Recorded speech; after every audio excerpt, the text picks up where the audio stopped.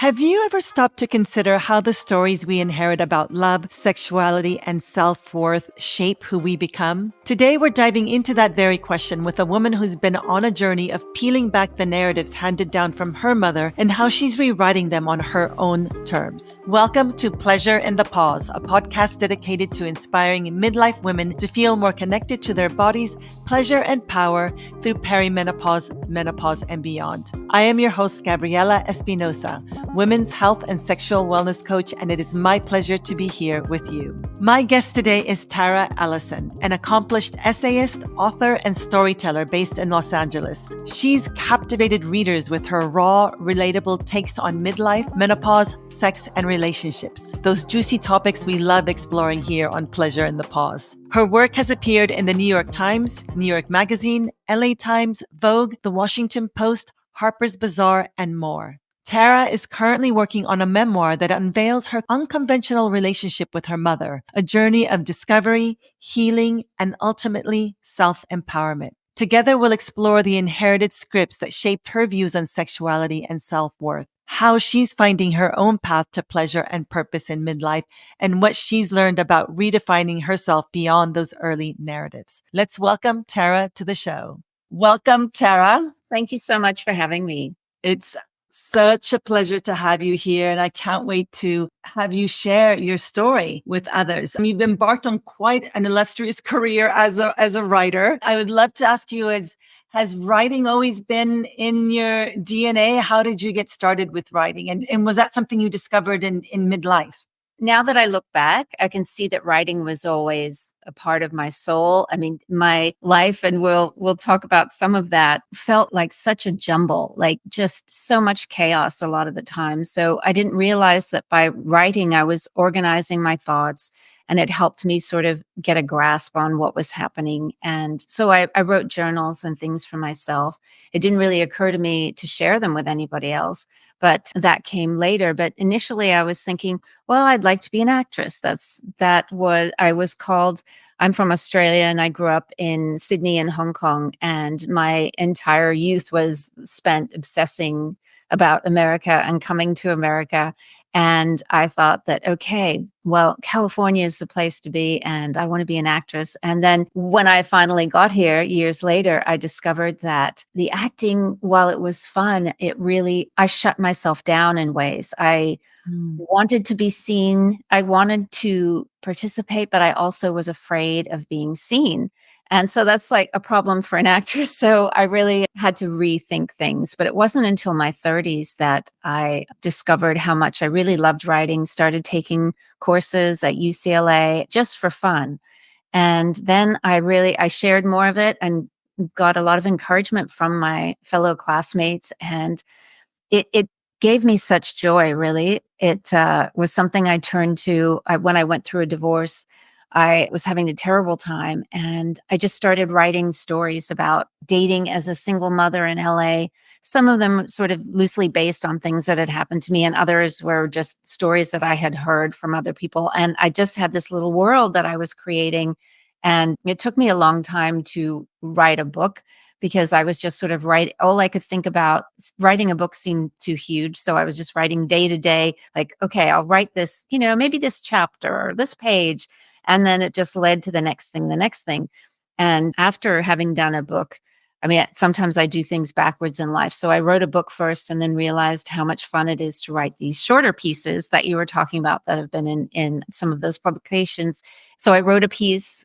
When my book was coming out, the marketing people said, "Look, is there something you can write about, something fun that'll bring attention to your book?" And I said, well, I did go to my ex-husband's wedding. That's kind of a funny one. And they were like, oh yeah, write that one. So, and there was just so much to mine there about being at your ex-husband's wedding and like, what the hell do you wear to your ex-husband's wedding? And the only reason I was there, it was important to my daughter that I sort of endorse his new relationship. And we were friendly at the time, and it was the right thing to do. So my now husband was with me and we were engaged. So I had that sort of buffer of like, I'm not the like totally sad ex-wife over there in the fifth row. But anyway, it was so fun to write these short stories. And I realized that with these stories, you have a certain amount, you only have a reader for a short time, and you want to take them on an emotional journey and have them arrive somewhere else. And hopefully you've shared some bit of wisdom you earned throughout this adventure you're taking them on. So I felt like, yes, it's talking about things that happened to me, but maybe there's some element that's interesting or applies to other people in it. So then I really kicked into high gear in midlife. And that was, I guess now I look at it and I'm like, okay, well, I did have some fuel. I felt like I was coming back to myself. And also my quest to write about things that I felt other people weren't writing about, such as the menopause stuff. I had been pitching that for years and years. But writing these short pieces was an opportunity to reach more people. Because, you're very lucky if they happen to read your book, but getting them to read a short piece on sex after 50 or testosterone and low libido, or, what my mom taught me about sex, which is another one that I wrote like a year and a half ago. You have a better shot of reaching people with these short pieces. And that seemed really fun to me. Yeah, I love the emotional journey that you take us on in your writing. They really touch to a lot of the experiences that come up for us in midlife. As you mentioned, sexuality, menopause, relationships. And I'd love to start with a question that I often ask a lot of my guests here. And it's about what were some of, the narratives around sexuality and menopause that you grew up. Why don't we start with sexuality? Now, I know that you have a very interesting relationship with your mother. You say in your writing that your mom was not like the other mothers in the playground, and that she wasn't interested in domesticity. I would love for you to share with us what you learned from her about sexuality. Right. Well, my mother was a single mother back when that was very unusual. And she was a single mother because she had no interest in being married. She didn't want to be weighed down. So my father had said, "Oh, well, do we get married?" And she's like, "No, I'm just going to go back to Australia, take Tara back with me." And so anyway, I had this journey with my mother, and she was very attractive. I mean, she still is as an older lady, but she was very beautiful. And I always felt like the third wheel. I mean, there was always some fellow around or boyfriend. And from a young age, I remember her having sex in the same bed with me. And it was only later when I grew up and realized that, oh, wait, lots of other people don't do this. That's not normal. But I woke up being with her in the bed. I remember a very clear memory of I was about 4 and being terrified. Like they were making scary noises. I thought he was murdering her. And, there's a lot of trauma there to unpack, I'm sure, that has just stayed with me. I mean, I really have worked to undo a lot of that because, like, okay, those are the facts. Now, what? I'm in my mid 50s. What am I going to do with that information? I need to sort of release that. But, as you know, it takes a lot of work and there are layers and layers. But I have been writing about it and sort of marinating in it for a while now. But yes, you have that early exposure to sex, and it does warp you because I just saw a lot of it. So I thought, okay, people are just sort of jumping into bed with each other like all the time. This is what adults do. And so I was seeing the sex part, but not really seeing how you nurture a relationship and hang in there through ups and downs. From what I knew, like, okay, well, men don't stick around. Like my father didn't. And I just didn't have a healthy role model of like what a relationship should be like. And my mother, God bless her, she's very vibrant and fun, but like her attention was always sort of drawn towards men. She was not particularly into childcare, even though she ended up having 2 more kids. It's like she didn't want to let the fact that she had a child impede her fun. So a lot of times that meant I was dragged along and put in situations that, like, as a mother myself, I'd be like, oh no. But she wasn't purposely trying to wound me or hurt me in any way. She just was a very young mother and, was having fun, and men were interesting and interested in her. And she just thought, why not?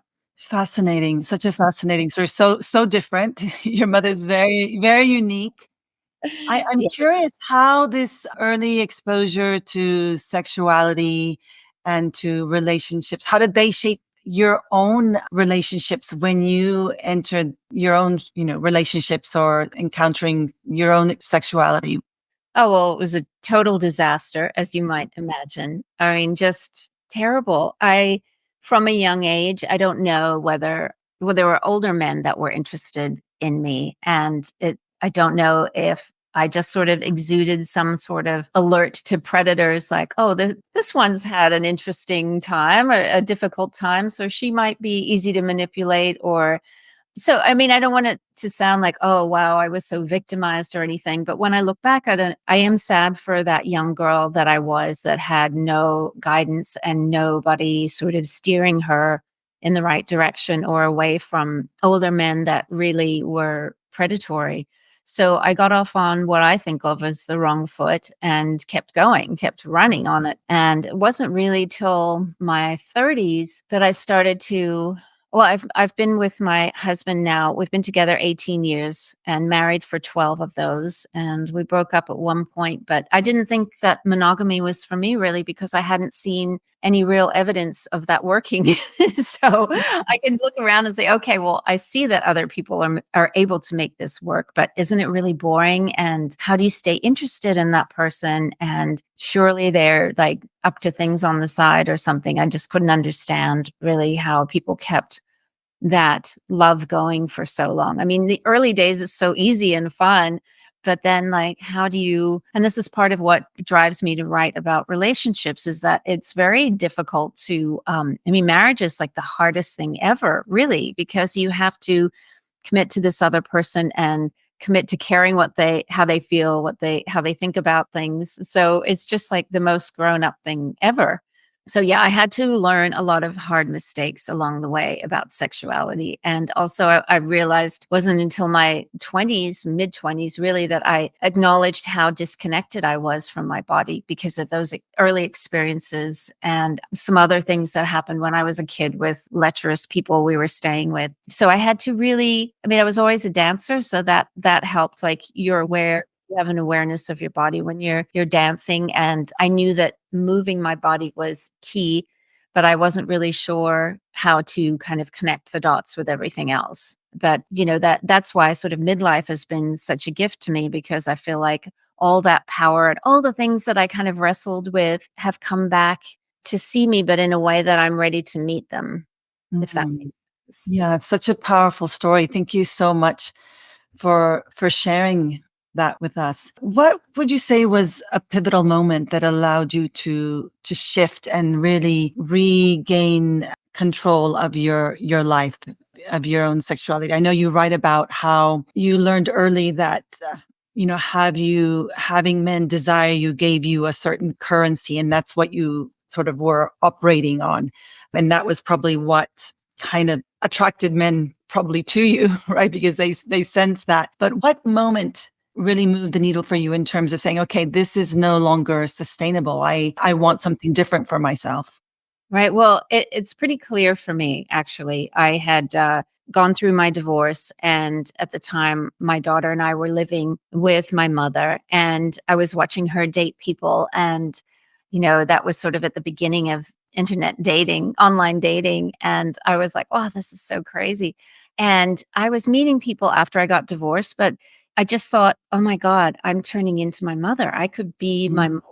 And that was really scary for me, because I had a young daughter and I thought, I don't want her cycling through different relationships with me. I just didn't want to do that to her. So I started doing more therapy, just really looking at, okay, well, what do I need to do to avoid becoming my mother? And just I guess nowadays you might call it love addiction. I mean, I didn't have a term for it. I just knew that, okay, like, dating is fun, going out with someone is fun, and then sometimes it doesn't work out, and you're like, "Oh, okay, that's sad." You're sad for a bit, but then you sort of move on. But at a certain point, like, okay, there's endless amounts of men and there's only so much energy.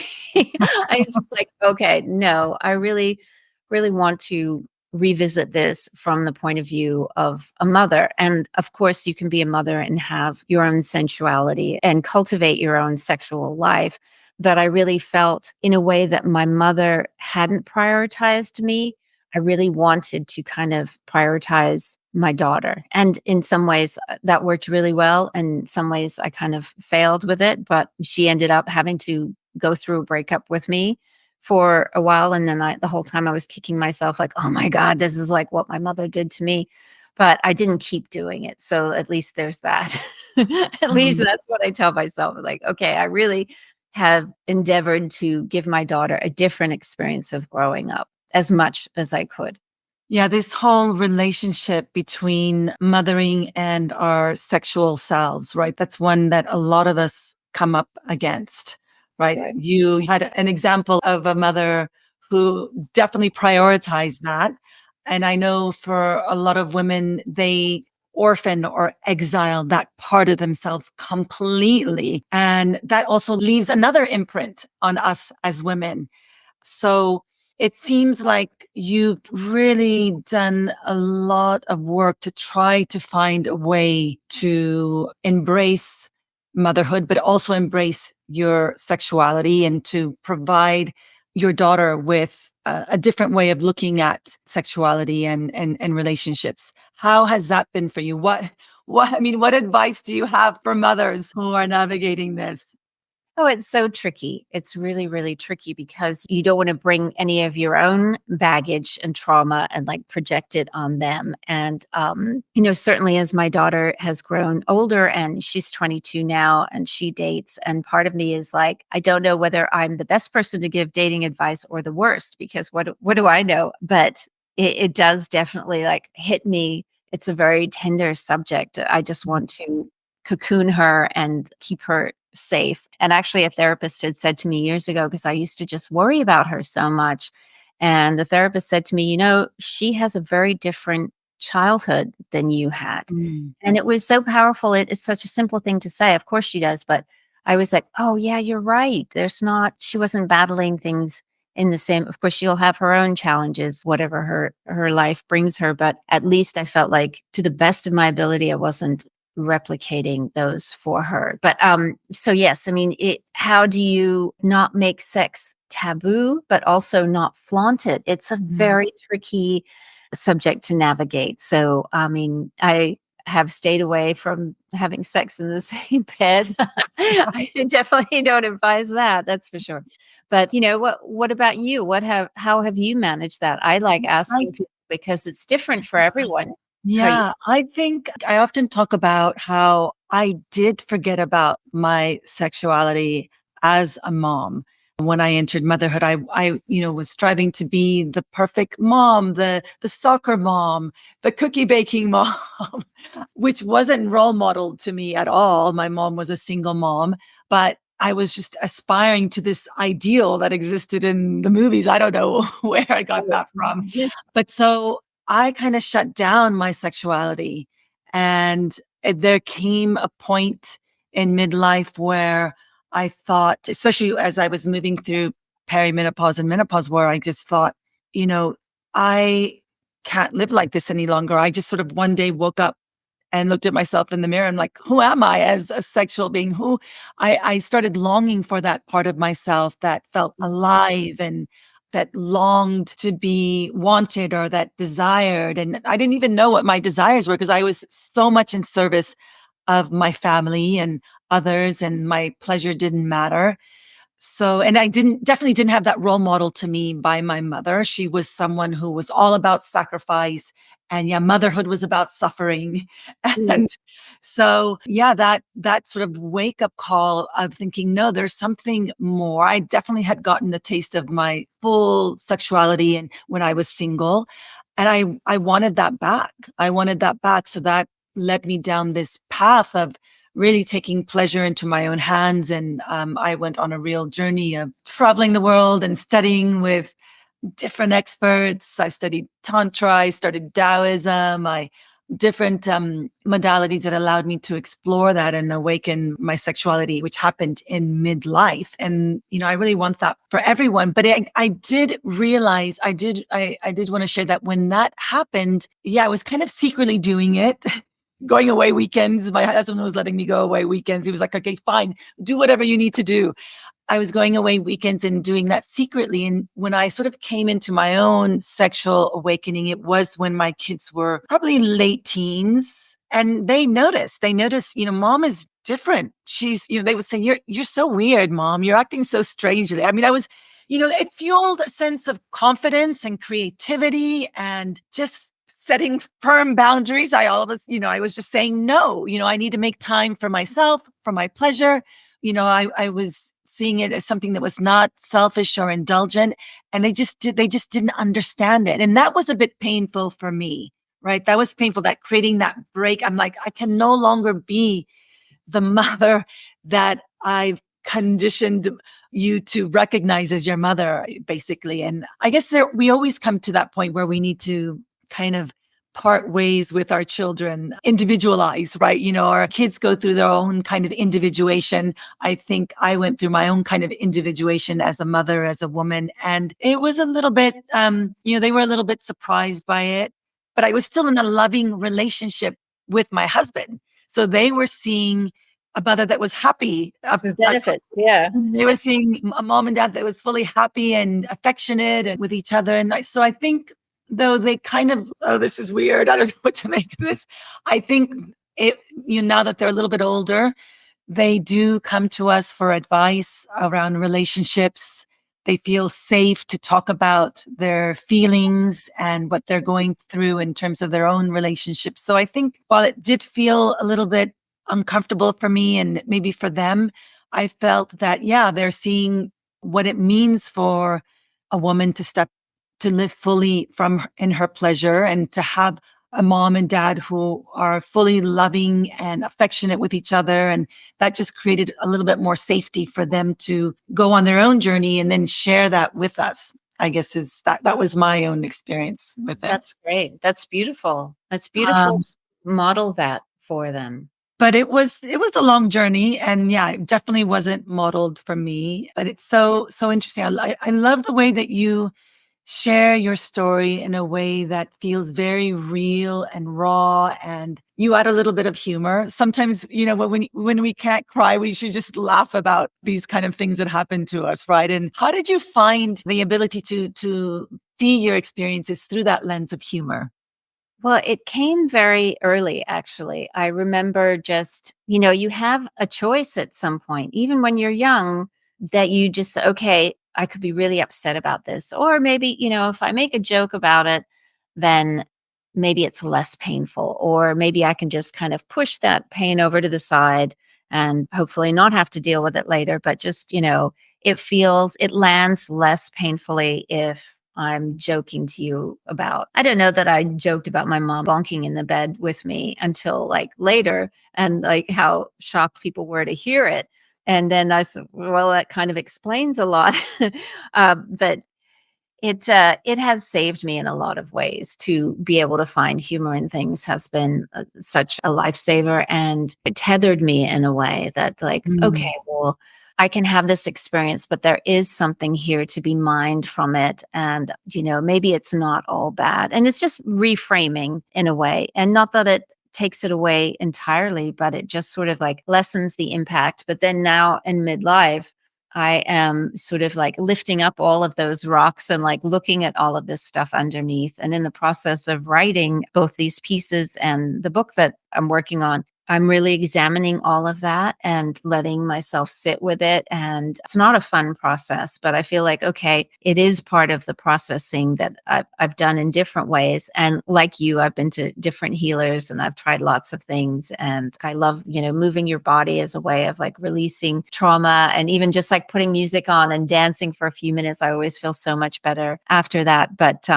really sort of sitting with some of this stuff and seeing how I can mine it, but also what's in here for other people that they might learn from with this. And even though, a lot of people have luckily not had the exact same situation, I've had women say to me, wow, I had similar experiences with the moving, and my mother's sexuality really just like dominated everything, and how the pressure to be attractive and to be a certain size. My mother was all about that, still is about that at 78. So a lot of this stuff is hard to undo, but having a little bit of humor like just creates a little bit of a gap. It's like, oh, Mm, but then there's just a little bit of room to kind of play with mm. some of it, which Yeah. sounds strange, I guess, given the nature of what we're talking about. But for me, it really has helped me.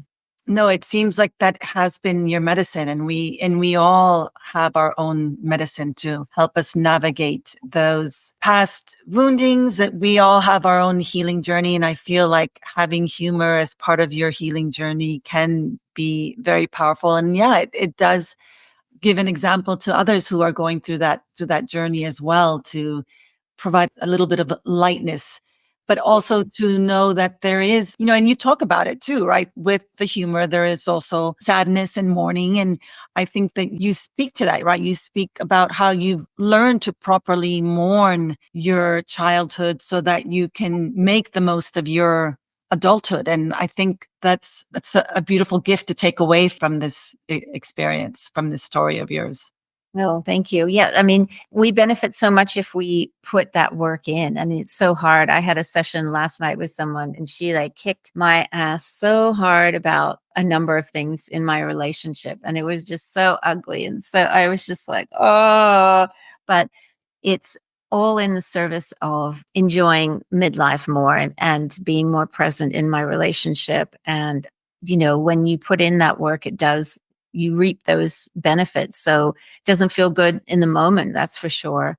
But I have been sort of really looking at areas that I can improve on. And also with my mother now, she is suffering from dementia, and she won't get officially diagnosed, but I mean, it's very clear what's happening. And, I still want her to love me. I still, it makes me teary, but I have these conversations with her now almost every day, whereas I used to dodge her calls a lot. But now they feel very precious, and I'm trying to talk to her about things in the past and have some sort of reckoning before it's too late. So, I mean, there's a lot of grief and yearning there of like things that a relationship that I didn't have with her. And in some ways, yes, maybe it is too late, but there is sort of a blessing in her forgetting a lot of things. And Mhm. there is some sort of healing with it too. So I never give up. And that's something someone was saying to me the other week, like, you just never give up. You never give up on like writing or working to improve how I am in the world with relationships. It's just, I feel like this is all a school for us. Life is a school, and we're always taking some courses, whether we like them or not. We're enrolled in courses. And, if we're smart, we're revisiting those, like you mentioned earlier, about those things that light us up from earlier in our youth, and Mhm. playing again in ways that bring us joy. And sort of, we have this opportunity to restructure things in midlife. And that's what's so exciting about it. It's not really a do-over, but it's another chance to grow and to kick into gear. And those things that you were mentioning, your service to your family, and how all of our energy sort of is, in a lot of cases, is going towards family and partner and all of those obligations. But that energy does sort of come back. And that's why we sort of feel a calling, like you did, Mhm. for to explore your own pleasure. And for some people it might appear differently, but there is this like returning to source kind of feeling about it, like that power surge in a way. So you have like some capital to spend however you want. So it's kind of, I get excited about it. I think now that I've sort of, I understand what's happening with my body, and I can harness some of that energy and just understand, not some days suck and I feel like shit and I'm not going to get a lot done. And I have to kind of understand that my body, what worked yesterday sometimes doesn't work today. But once I sort of figured out, okay, I kind of know what's happening, then I can get really excited about this time in life. And I see Mm. that everywhere. I see that with you. I see that with women I talk to at the menopause events and other midlife events. I mean, women in midlife are doing really cool things. They're not just sitting around like knitting. I met this woman who at 58 was hiking the Himalayas, and women are doing incredible things, starting Mm. podcasts, all kinds of things. So it's a really fun stage of life. Yeah, no, thank you so much for sharing that. And yeah, I just wanted to, just reflecting back on what you've shared, just really want to say how much I admire your ability. I mean, the capacity you have to reflect on your past, to sit with the tenderness, the rawness, the vulnerability and the discomfort with it, but also use that as that fuel to help you really put your best gifts forward, really to use that as fuel for shining what is that beautiful inner light that you have. Like that, I see that little girl inside of you. She's still there. I mean, you haven't lost her. She's just so beautiful. And she's that expression of her is what is the gift that you have to offer us through your writing. So thank you so much. I love, love, love all the writing that you're doing. We've talked about sexuality. I'd love to talk about what you're writing about menopause. You shared your own menopause story, which I think is so powerful, normalizing the conversation around menopause. You said that no one ever sat you down to tell you about, look, this is what it's all about. This is what you need to do. And you talk a lot about the shame and secrecy around it, which we all know about. So I'm grateful that you're talking about it. And you also expressed certain feelings about your own transition into menopause, how you felt those feelings of your body betraying you, those feelings of like shame that you're getting old, or is it the end of your sex life, right? And also that grieving, right? That grieving that happens. But you also explore the gifts of menopause, which I love. And you've just, you touched upon them right now. What gifts has menopause offered you? Well, they were sort of hard earned because when I started having hot flashes at 44, I was like, what? I thought, okay, I'm dying. Like, I can't be menopausal at 44. What's going on? And this is, 10 years ago. And people were not talking about menopause on Instagram. And like, in LA, you could clear a room very quickly if you say, oh, I'm having hot flashes. Like, no, nobody wants to own that because it still has that sort of patina of failure. Like, okay, as if we could do something to avoid it. But I went to my doctor, my gyno at the time, and she's like, oh yeah, your levels are, oh yeah, menopausal. Oh, sorry.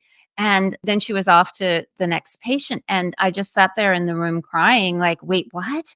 And she didn't say, and I don't know, I think she was very busy and she was more interested perhaps in women giving birth than ones who were sort of past Mm. that window. But she didn't say, look, you're in this perimenopause. I didn't even know that was a thing, perimenopause. It's going to fluctuate wildly for the next, 8 or 10 years, who knows? I just thought it was over at 44, and I had so much grief over it. I didn't know anyone to talk to because nobody was really admitting to it, and, there weren't many resources. There were sort of dry medical books that I wasn't going to read, so I couldn't believe that there wasn't more information for women and easily accessible if it's something that half the people on the planet are going to be dealing with. So eventually, once I went through my own kind of journey of like going to different doctors, trying to figure out and not believing that there was this lack of information. I'm like, what do you mean you don't know? Like, oh, this isn't an exact science. Why don't we know more about this? But it's something that, as you sort of have to become your own advocate and figure these things out. And I went to some great people in LA and things work for a while and then they kind of plateau and they don't work. And then I would have this sense of panic and like, oh, I'm feeling really depressed. Is it my hormones? Is it my relationship? Am I just depressed? Like, what's going on? So I started pitching editors a few years, well, probably like 5 years ago now. And nobody wanted to touch this subject. And I pitched and pitched and pitched. And no, thanks. These are women's magazines. These are, I just couldn't believe the lack of interest. And eventually there was a piece on testosterone that an editor at the New York Times bought. And then COVID happened, and then a new editor came in and they decided not to run it. So it was kind of sitting on the shelf for a year. And then I sold it somewhere else. And then they were like, oh, no, we're not going to run it. And I was like, why? It's so strange to me. Like, you're not interested in someone's journey and like trying testosterone for low libido. And then finally I pitched it as a reported piece to the Washington Post, and they wanted it. And so it became a very different piece than it was in the beginning. But I was just like, is this how hard it is to get? It's like 2 years later. So after that, and like now on social media, everybody is talking about menopause. And Mm. I'm grateful for that, because this conversation just ignites the movement and moves the needle for us and puts more information out there, sort of desensitizes people to like, oh, the word menopause is so icky. There was even like menopause ads on the Super Bowl. I don't know if it was like this year as well, but last year. And I Wow. thought, wow, we've really come so far. So that's exciting to see. And now it's much easier to get a piece on menopause related subjects now, but a lot of people are doing it. So I almost feel like, okay, I don't need to do it as much, because now look, everybody's doing it. So that's great. But there were people that were really trying to push some of these pieces to get out there. So I didn't want to do like a dry medical piece. I wanted it to be sort of, when I tell my story, it's for women, that I want it to be accessible and to be like, I'm just telling you, I'm just telling a girlfriend, this is what happened. This is how I tried to like deal with it, rather than have it be some sort of, just stats, figures, and dry medical advice. Mm. Yeah. I want to bring the juice. Yeah, So to no, and your pieces are very juicy, and I love the humor that you add to them. You write about menopause, sexuality, you write about your own dating experiences. There's so much territory that you cover that just hits home to us as we make this midlife journey. What has been the most surprising thing that you discovered in writing openly, sharing your story about these personal aspects of your life?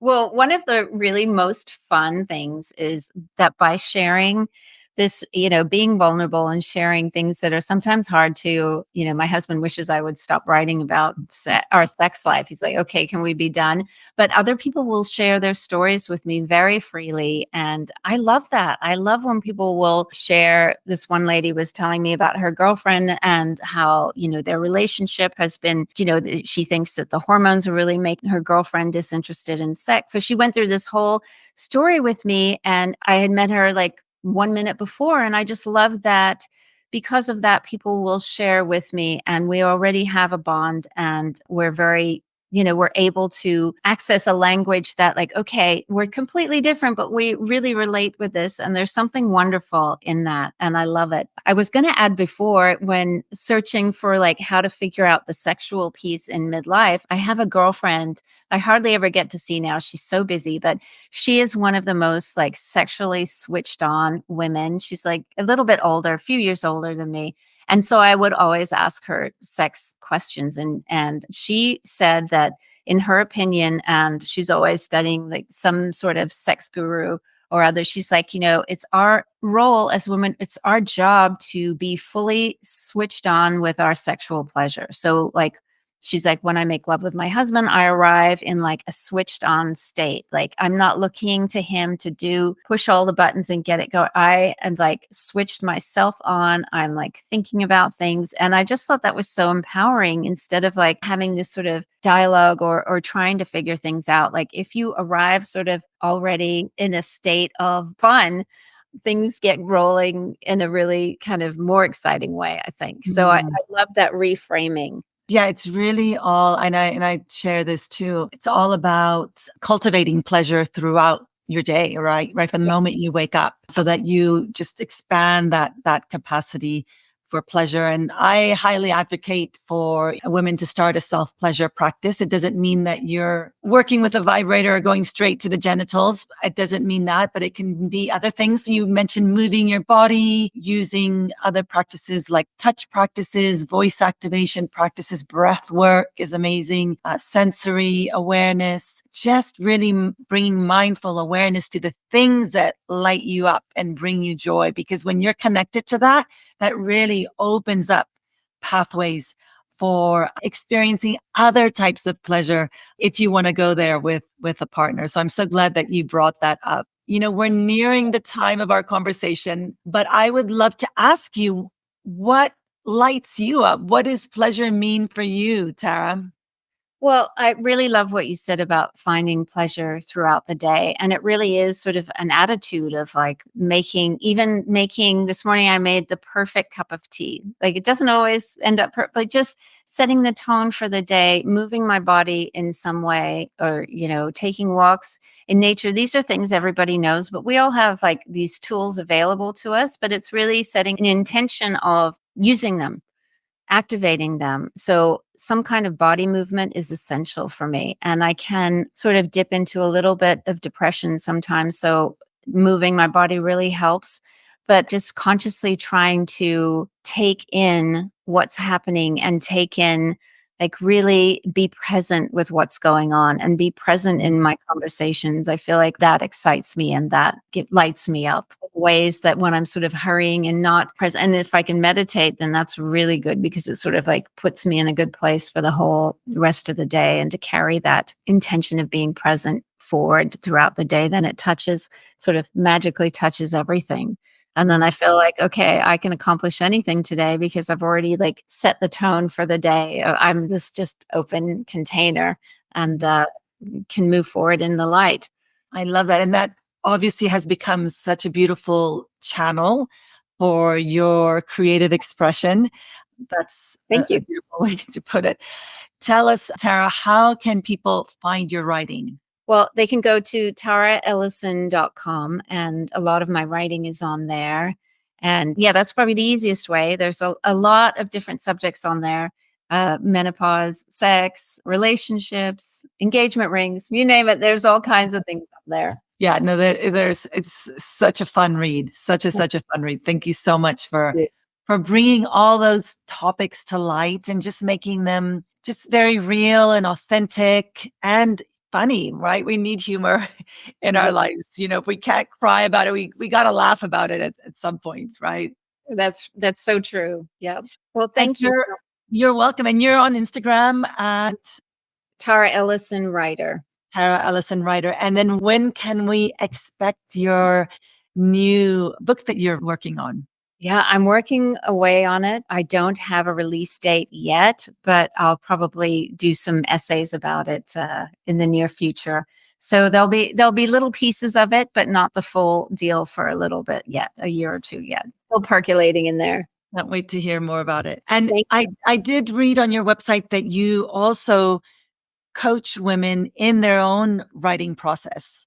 I do. And that's really fun to sort of find those gifts because, we all have stories. We have so many stories. So it's really, some people feel like there's one main story to their life. And maybe that's true, but there's all these other satellite ones. And, helping people birth their stories, even if they don't do anything with it, even if it's just to have the process of writing it to facilitate some sort of healing over an event or some processing some grief. That feels very special, and it's a privilege to help people navigate that journey. And talking to women about menopause is like really so much fun at this stage, because like when you're new to it, you don't know what's going on and you feel really alone. And it's so great to know that it's okay. Everybody's been doing this for a while. Like, it's shocking at first when your your hormones start going sideways. You don't know what's going on, but it is so comforting to know that your sisters have all been dealing with this and share what works. That's the best way. I tell people, just talk to other people, see what they're doing, what Mhm. works for them. It really is. It builds such a community. I love it. And we all have a story to tell. Yes, we do. At least one. Thank you so much, Tara, for sharing your story. It's been such a pleasure having this conversation. Very real, very raw, very vulnerable. And it's just thank you. Thank you so much. Thank you so much for having me. This has been wonderful. Thank you, Gabriella. And thank you, everyone, for joining us today. I hope you enjoyed this episode of Pleasure in the Pause. Want to help me spread more pleasure in the world? Hit the share episode button and send it to a friend or post it on your Instagram stories and tag me, Gabriella Espinosa. And if you really love this podcast, please leave a rating or review, as this helps the show get in front of new listeners. Finally, if you would like to access even more pleasure and stay in touch, sign up for my free pleasure upgrade bundle of powerful mind-body practices by going to pleasureinthepause.com. Remember, your pleasure matters.